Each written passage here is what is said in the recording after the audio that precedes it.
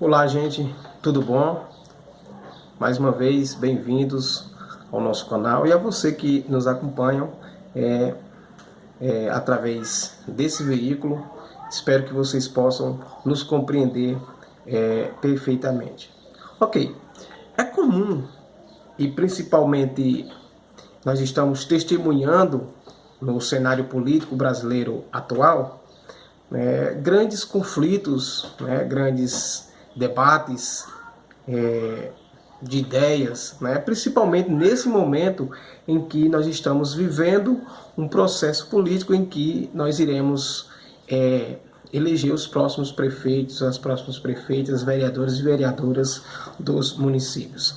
Mas chamou a atenção uma frase dita ontem, que foi veiculada nos principais jornais do Brasil, do líder do presidente da República, Jair Bolsonaro, onde esse líder diz que a Constituição brasileira, que vigora até hoje, que está em valia até hoje, que foi promulgada em 1988, inaugurando uma fase de redemocratização do Brasil, ele diz que essa Constituição precisa ser revista, precisa ser analisada, precisa ser construída uma nova Constituição, porque nela fala-se apenas de direitos dos cidadãos, ou seja, direitos nossos, e não cita os nossos deveres.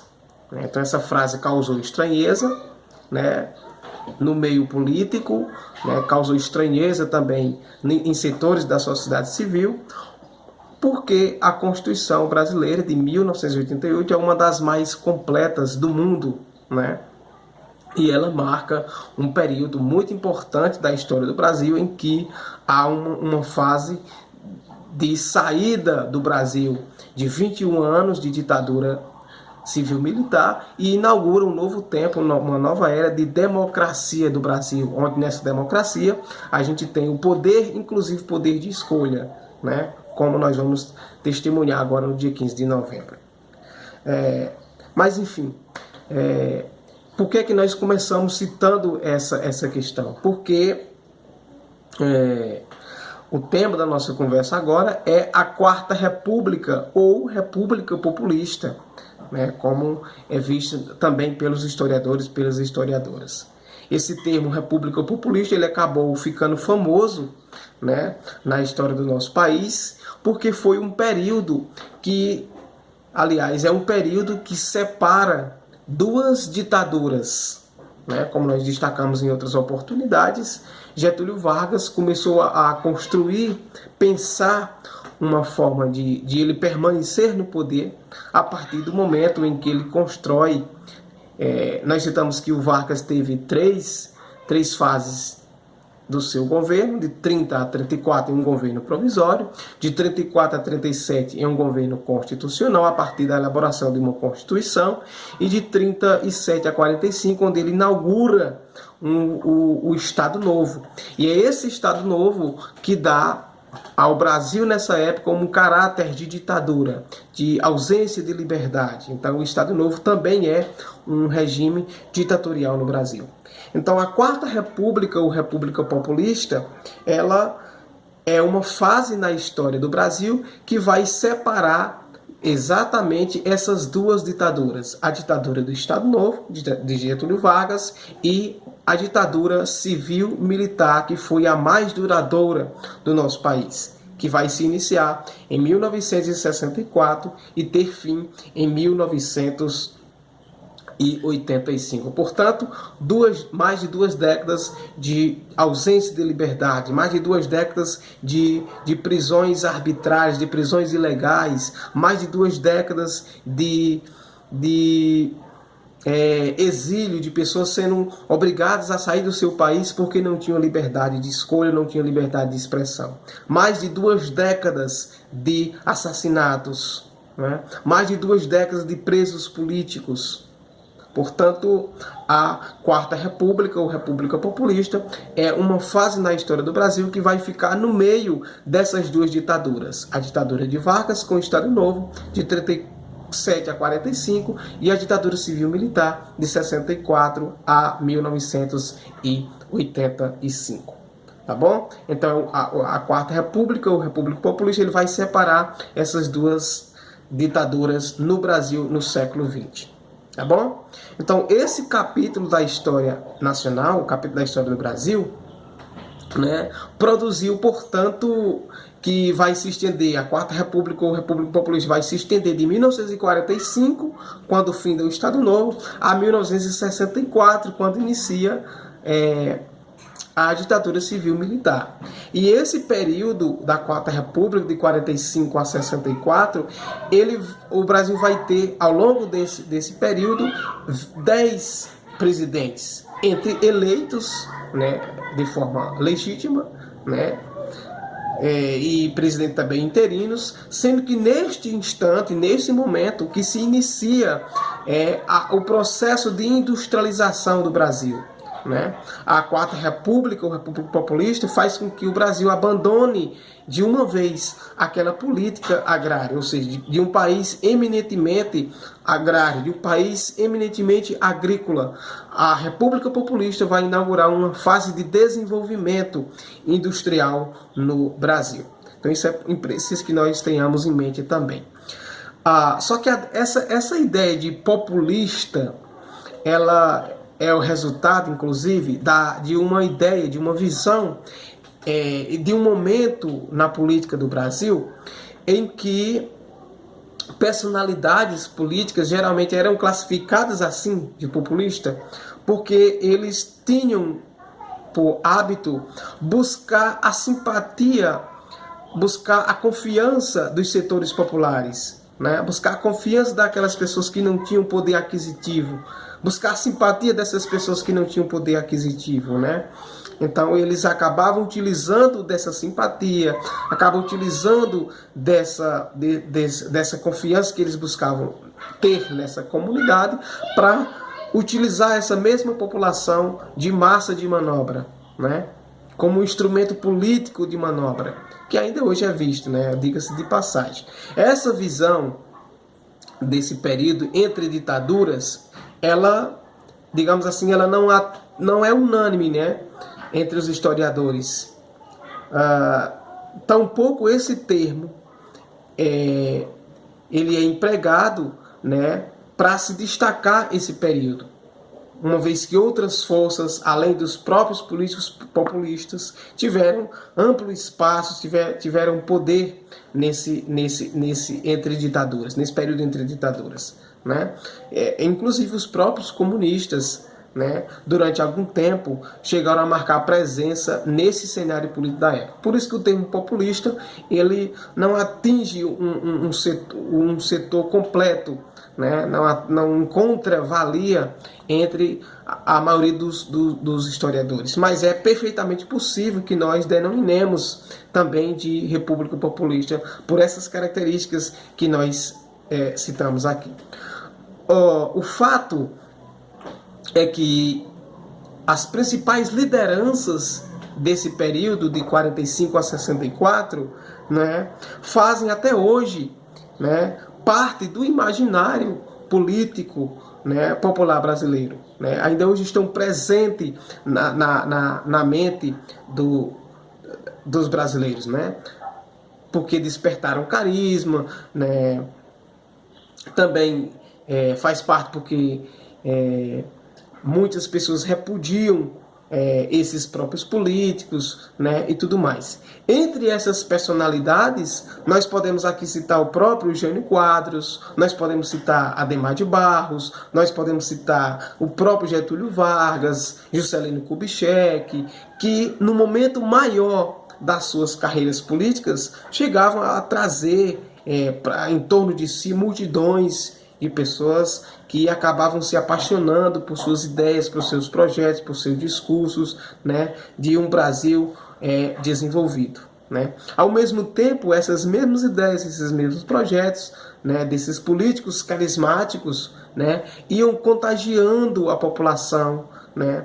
Ao mesmo tempo também desses discursos carismáticos, desses discursos populistas, a inflação no Brasil começava a fazer um estrago gigantesco, né, na economia brasileira. Uma consequência natural disso foram os altos investimentos e apostas que se faziam na infraestrutura do Brasil, né?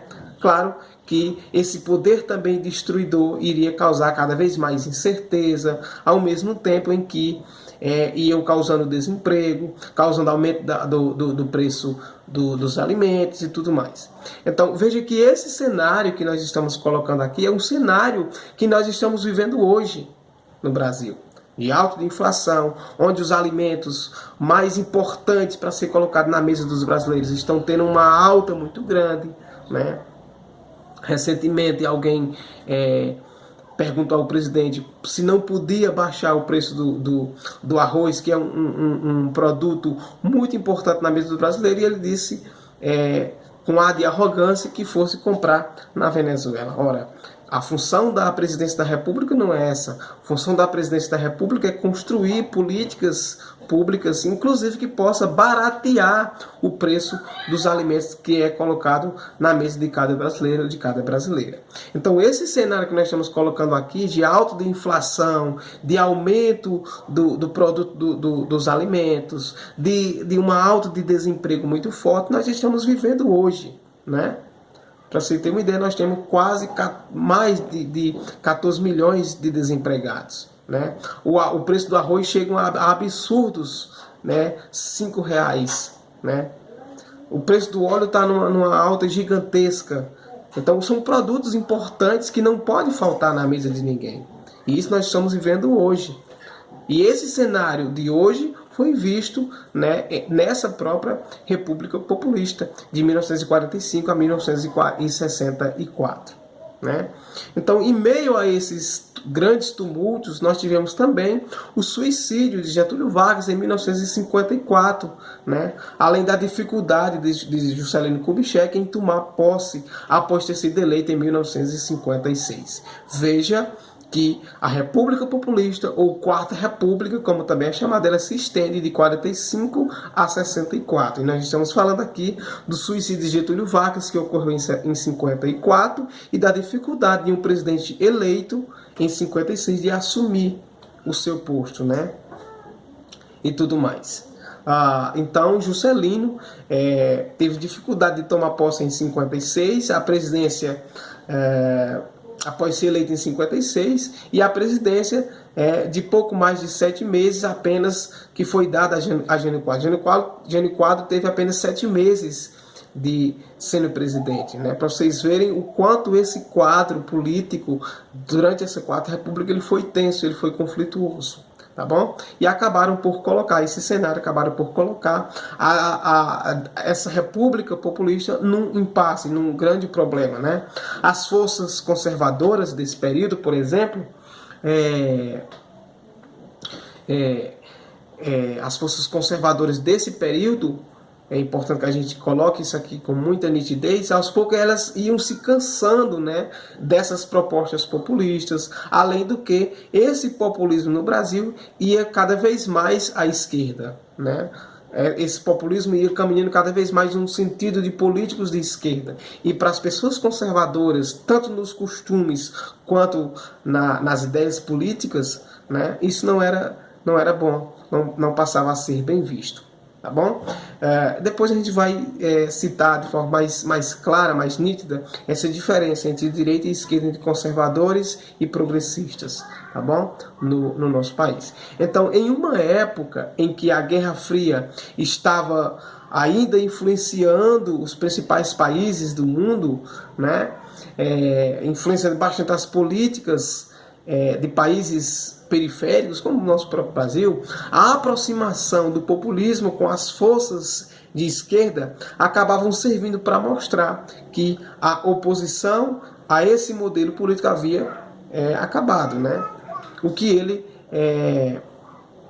que se poderia dizer que era um regime de esquerda igual ao que foi instalado em Cuba, né? E isso não era bom para os políticos conservadores, para os políticos de direita, né? Como pode ser assim dizer.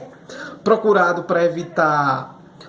aliás, evitar essa ameaça de esquerda, essa ameaça comunista, e com o apoio externo dos Estados Unidos, né, militares de direita, com o apoio de boa parte da classe média e da Igreja Católica, né, resolve, portanto, pôr um fim naquilo que eles viam como uma bagunça, naqueles que eles viam como comunismo, que acabavam sendo um cenário muito fértil no Brasil nesse período.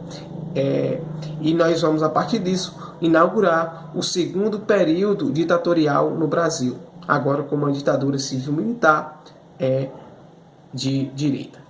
Tá bom? Nos nossos próximos encontros, vamos falar das principais ideias, dos principais projetos, das principais políticas públicas, né, e das principais ações desenvolvidas pelos 10 presidentes do Brasil nessa Quarta República, ou nessa República Populista, que se estende de 1945 a 1964. Como, por exemplo, o José Linhares, que vai de 45 a 46, o Eurico Gaspar Dutra, que se estende de 46 a 51, o Getúlio Vargas retornando ao poder de 51 a 54, e nesse mesmo 54 ele comete o suicídio, o Café Filho, que vai de 54 a 55, o Carlos Luiz, que foi um presidente interino em 1955, o Nereu Ramos, né, também interino de 55 a 56, o Juscelino Kubitschek, a gente disse que teve dificuldade de assumir,